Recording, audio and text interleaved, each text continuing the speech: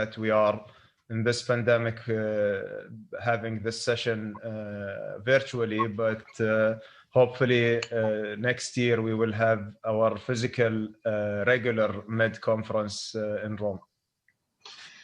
Definitely, and we hope that, God willing, everything will be over by next year, at least in 1 or 2 years. Also because we are looking forward to be able to come to see the World Cup in Qatar in 2 years' time. So that, I think, that is a very important appointment for everybody. But of course, we hope that this will be over very soon. Together, I'm Riccardo Chartroux. I'm a journalist from RAI, Italian Public Television, and together with me today, there is Sanam Vakil, who is Deputy Director and Senior Research Fellow at Middle East and North Africa Program at Chatham House in London. Good morning, Sanam. Are you here with us? Good morning. It's a pleasure to be here. Looking forward to our conversation. Right, so let's start it. I will just ask you, Sanam, if you want, you can start with the first questions to Minister Al Thani, please. Good morning, Your Excellency. It's a pleasure to see you, and thank you for joining us. We have a few questions for you. I'm going to start, I think, with the one that is most pressing on people's minds, the issue of the blockade that is lingering years on. And we have, of course, reports that the Trump administration and Jared Kushner are trying to resolve differences between Qatar and the UAE, Saudi Arabia, Bahrain, and Egypt. And we know that Mr. Kushner is specifically coming to Doha and Riyadh. So I wanted to ask you if you could enlighten us. Has progress been made on resolving this blockade 3.5 years on? Is any resolution going to include other countries like the UAE, or is this going to be a bilateral resolution of the rift? And if you have anything to add on the issue of the demands that were put upon your country that of course have not been met, but what sort of solutions from both sides could be on the table to resolve what has been a very protracted and seemingly unnecessary conflict that was imposed upon Qatar? Well, thank you very much, Sanam. Regarding the GCC crisis, we believe that there were, throughout the time, since 3.5 years, several attempts to resolve this conflict. And the efforts that carried out by the late Emir of Kuwait, Sheikh Sabah, and now continued by His Highness Sheikh Nawaf, the Emir of Kuwait, along with the US administration and President Trump supporting these efforts, we have achieved certain progress at a certain point of time more than a year ago, and then things has slowed down. And right now there are some movements that we hope that this will put an end for this crisis, because we see and we believe actually that Gulf unity is very important for the security of the region, for the stability of that region, and for the sake of our people. This needless crisis needs to end based on mutual respect of each other, based on equal rights for all the countries and all the people of the Gulf. And I don't believe that there is any country, whether it's Qatar or the Quartet, in position to put a demand on the other country. I think there are differences and disagreements needs to be discussed and needs to be overcome to be able to confront the global challenges that we have right now. We are living in a very critical situation, which is a global pandemic like the COVID. And I think that cooperation is the key word for the way forward for any country or any region. If I may, can I just press you to maybe reflect on the timing for such resolution? Is something imminent? And do you anticipate that this resolution will be one that includes all of the GCC countries, or is this going to be a bilateral de-escalation and resolution of tensions in the GCC?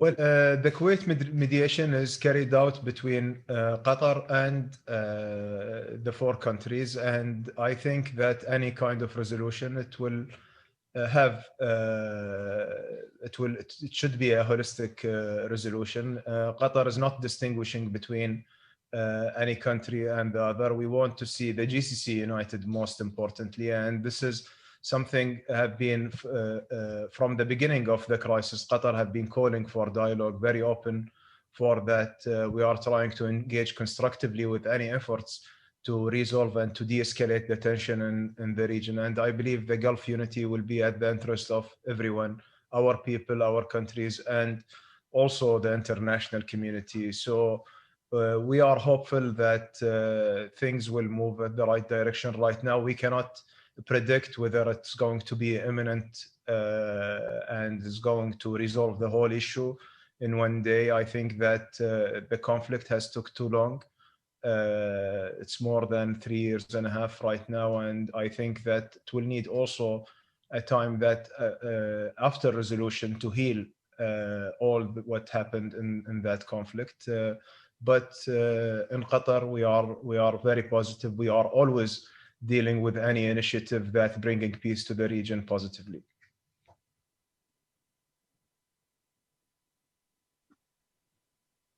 Thank you.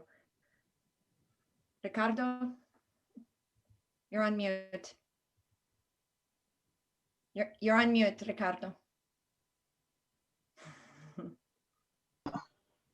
Yeah, I'm terrible at this stuff. But we're all looking forward to be able to meet in person and not to deal with this microphones and cameras. Just developing from the answer to your questions is very important what the minister just said, and I would like to focus on an issue that is very important for us in Italy and in Europe, is the issue of Libya. Just yesterday, Secretary of State Pompeo just criticized Turkey in the NATO meeting for sending fighters to Libya and being engaged in that conflict, as well as in the Nagorno-Karabakh conflict. So that is a very hot issue, and we all know that the foreign role in the Libyan conflict has been one of the problems in the pacification of the country. Minister Al Thani, do you think that dialogue in the Middle East and in the Gulf can also, that you just talked about, can also bring about an easier solution to the Libyan conflict that has been going on for years, with great sufferings for the population there, and with big problems in the whole Mediterranean, central Mediterranean region? Do you think that the process towards a peace and elections in Libya will be facilitated by this dialogue we've been talking about in the Gulf? Everything is connected in a way. Well, Riccardo, I think our entire world is interconnected, and what's happening in the Middle East region specifically has its very special interconnectedness to each other. And even when we are talking about GCC versus Libya, Syria, whatever is happening in the region, they all have these sort of connections. First, I think that we need to acknowledge that history has taught us that there are no conflicts that ended up militarily with a military solution and being successful and sustainable. At the end of the day, any conflict will end around a table and will be resolved diplomatically and by the dialogue. So whatever we can do in order to facilitate, to bring peace and stability in Libya, we should spare no efforts for that. I believe that in Libya, there have been some progress achieved when the ceasefire was declared.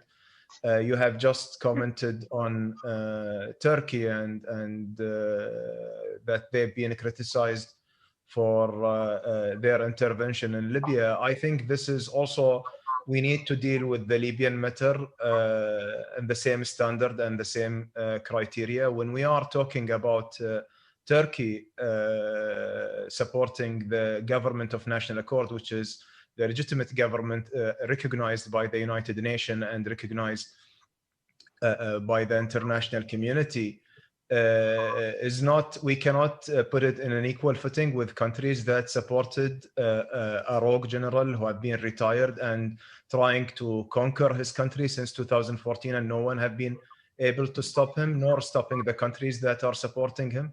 So I think, first of all, if we need to put any resolution for the situation in Libya, we don't need to address the matters based on double standards. I think we need to standardize our measures. We need to hold anyone who's violating the Security Council resolutions accountable for those violations being tackled. And I think that all foreign interventions need to stop. No one wants to interfere in the situation in Libya if it's going to fuel the conflict. And I think that we need to isolate different regional interests away from the Libyan conflict in order to make sure that prioritizing the Libyan people interests over our interests. I think that this won't happen unless we have a frank and honest discussion among the countries who are involved in Libya. They need to deal with the matter with the discipline, and they need to put the interests of the Libyan people first and foremost for them, and to bring Libya stability as their goal and move forward toward that direction, nor other direction. International processes have been in place since very long time now in Libya, since the Libyan revolution in 2011. And each time it's been undermined, unfortunately, by certain forces and certain factions in Libya that are supported by outside countries. Thank you. And there is an outstanding issue in the Gulf, which is, of course, Iran. There has been an interview to the New York Times yesterday in which President-elect Biden has clearly said that, or clearly has made it clear that he's willing to try and see if there is a negotiation, the possible negotiation with Iran in the future. Although we've seen in the last few days the killing of Mr. Fakhrizadeh, an important scientist in Iran, that has added to the tension there, and statements from the Iranian parliament that they are willing to go back to their nuclear program. Is there a danger of a military nuclear race in the Gulf? And do you think that with the new administration, Qatar can play a role to bring back dialogue and to solve peacefully the issues that are there between Iran, the United States, and also other GCC countries? Well, Riccardo, as I mentioned at the beginning, at the core of Qatar foreign policy, we believe that dialogue is the only way forward for any conflict to be resolved. Whether it's the one that's happening in the GCC, or the one with Iran, or the ones which are in Libya or Syria or Iraq. I think that it is the only way to engage constructively between the parties and trying to facilitate a constructive and positive talks that ensuring peace and stability in our region. With Iran, we don't want to see any further escalation in our region. We have seen now a lot of rounds of escalation in the past few years, and since the JCPOA was almost collapsed, we have seen a lot of rounds of escalation. We hope, and we've been encouraging actually both the US and Iran to engage with each other in order to find a solution that addresses the US concern as well as addressing the Iranian concern. From our perspective as Qatar, Iran is our neighbor. We are a next door neighbor with them. Their stability is our stability. And I think that what we want to see also that can complement any efforts for a US-Iranian dialogue is a dialogue between Iran and the GCC to at least reach an understanding of coexistence together. And I think there are a lot of areas that we can build on cooperation rather than just building on the differences and the disagreements that we have.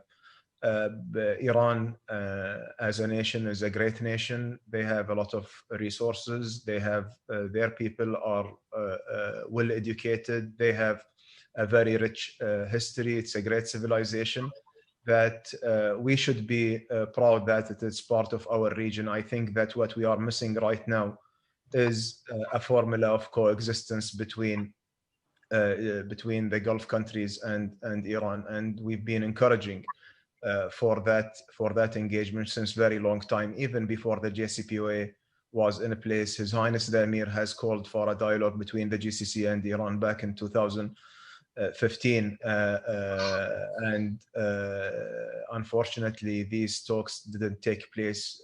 After that, the situation between Iran and the US has deteriorated, and I think this has affected also any engagement between the Gulf and Iran. And also, of course, the Gulf crisis has contributed to that. But at the end of the day, we believe that, and we encourage the US to engage with Iran to reach an agreement in order to bring back stability to our region. And also we encourage the GCC and encouraging the US to take in consideration the GCC as well in their dialogue with Iran to address each other concern. At the end of the day, we are neighbors. We cannot change geography. The geography is our destiny. So we have to live with each other. We have to build on our common goals and moving forward together for the sake of our people. Just if I may just shortly follow up on that question to understand better, did you already have any informal contacts with the new administration, with people who will be working in the new US administration? And do you have a feeling already that something in the US policy in the area may change, and that can bring about some real change? You know, it's a time of change in the US, but that also can bring about some changes around the world. Usually it does. Well, Riccardo, Qatar and the US relation have been a very long strategic partnership that we built over the institution. So we have very strong institutional relationship between the two countries that we are continuing talking to them and engaging with them. A lot of the upcoming administration, they are people whom we have worked with during President Obama administration. And I think that we have in some of the areas, some common understanding on the issues that are in our region. But at the current period, at the transition period, we are continuing to deal with the current institution under President Trump administration. And we are looking forward for the upcoming administration when they are going to be handed over to continue working with them. Thanks, Minister. Over to you, Sanam, again. Thank you, Riccardo. Your Excellency, I wanted to turn back to a bit about the blockade and also ask you, as part of any potential agreement, I think your country's relationship with Turkey would be one that we have a few questions about, frankly. We know that as part of the GCC crisis, there were sort of demands imposed upon Qatar to reduce Turkey's military presence in Qatar. At the same time, the reverse has happened. Your relationship and your ties with Ankara and with President Erdogan has deepened. He's visited Qatar twice this year. Your country has invested heavily in helping the Turkish economy through difficult financial moments, bailing out the Istanbul Stock Exchange, investing in ports, agreeing to a currency swap, and at the same time, Turkey is taking a larger role, adventurous role in regional issues in the Middle East, also in the Eastern Mediterranean, provoking criticism from Europe, who is also even considering sanctions. So against this backdrop, let me just ask you quite straight, is your relationship with Ankara proving to be too costly? And is it going to be a sticking point in resolving tensions with the GCC? Well, I think we need first to distinguish between two things. And when we are talking about the GCC crisis and the demands for doing so, and so I have mentioned very clear at the beginning that there are no country in position to impose any demands on other country, whether it's from Qatar or from the quartet. I think that if there are any disagreements, it can be discussed and can be sorted out based on those discussion. And we need to build our relation based on mutual respect of sovereignty. And each country decides its foreign policy. So Qatar also not in position to impose some policies that Qatar didn't like on the other country. And I believe the other understand this, that Qatar policy as well is not subject for any imposition from outside. Regarding the issue of Turkey specifically that you have raised, Sanam, here, I think that's very important question, because Turkey is an important partner for Qatar, that we built our relation with them for a long time, and it didn't just started because of the blockade, or didn't just nurtured because of the blockade. Turkey is a very important country and is a NATO member. It's a country that situated crossroads between Europe and Asia. It's a country in our region that we are sharing with them a lot of common things. And I think that it's important to build a strong relation with such a country. But unfortunately, that what some of the facts that you mentioned, Sanam, are facts which are either being out of context by some of the media outlets, or some misled information never been taken from an official sources. Just let me lay for you some of those facts, if you allow me.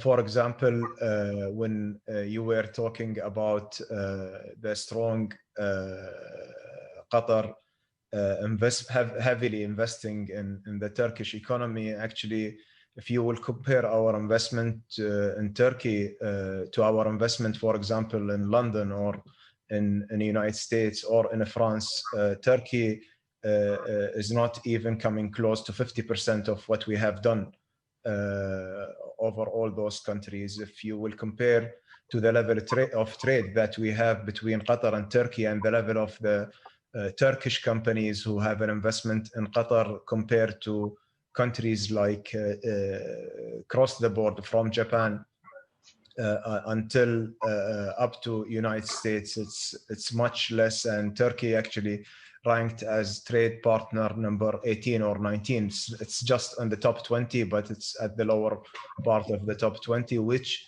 means that there is also a significant room that we can improve and enhance this relationship and bringing Turkey, given its proximity to us and given the competitiveness. And also, you know, that as part of the consequences of the blockade in 2017, we've been changing our trade routes.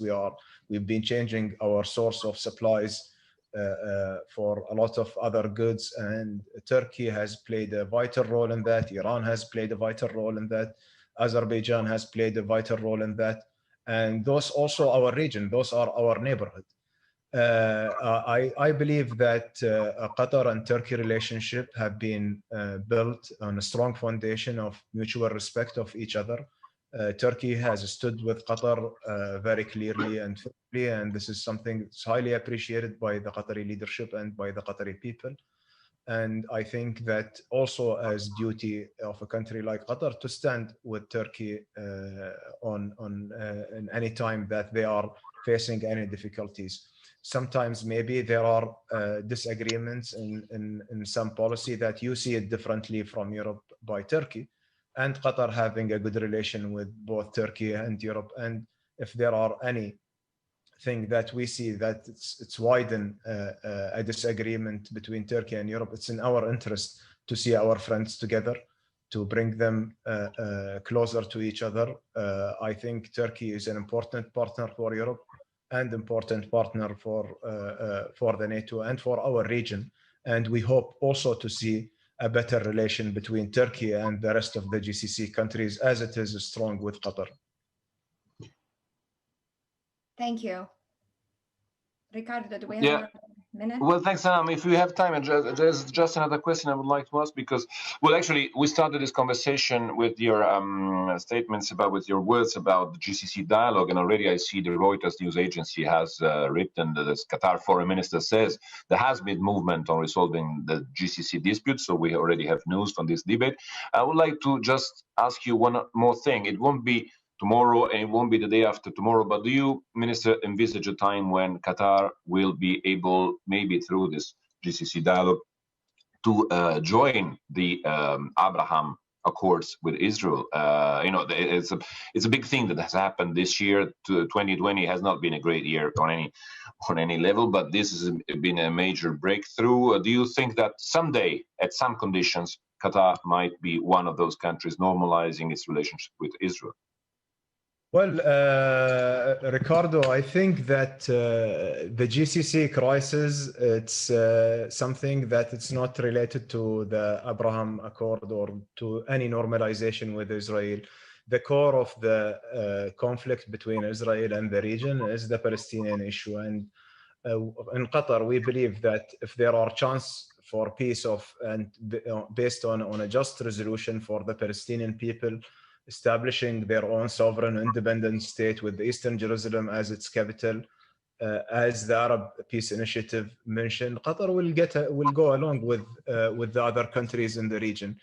Right now, I don't see that the normalization of Qatar and Israel is going to add value to the Palestinian people, and we have the working relationship with the Israelis to facilitate our aid and projects and for the Palestinian people. And for the time being, we see that it is a sufficient relation that can benefit our brothers and sisters in Palestine.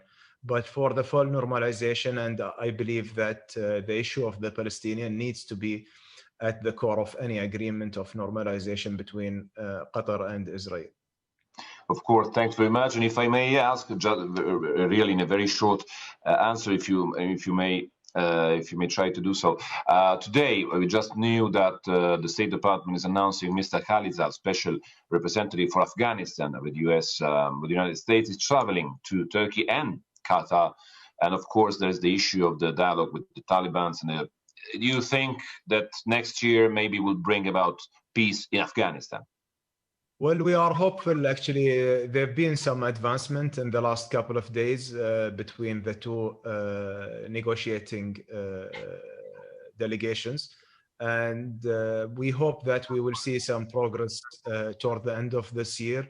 And we are hoping also that 2021 should be hopefully will be a good year for Afghanistan, that bringing peace and stability. The main purpose for Qatar hosting this dialogue is to see prosperity and peace for the Afghan people as soon as possible. And we will continue our effort toward that direction and that goal. God willing. Thank you, Minister. Sanam. Thank you very much for your time. It's been a pleasure to have this conversation with you, and thank you for your frank responses. We hope to see you in Doha in 2021. And of course, there's the World Cup to look forward to. Thank you very much, Sanam, and thank you, Riccardo, for having me. And I thank also the MED organization and the Ministry of Foreign Affairs and International Cooperation of Italy. Thank you. Thank you. Thank you, Minister. Goodbye. Thank you very much. Goodbye.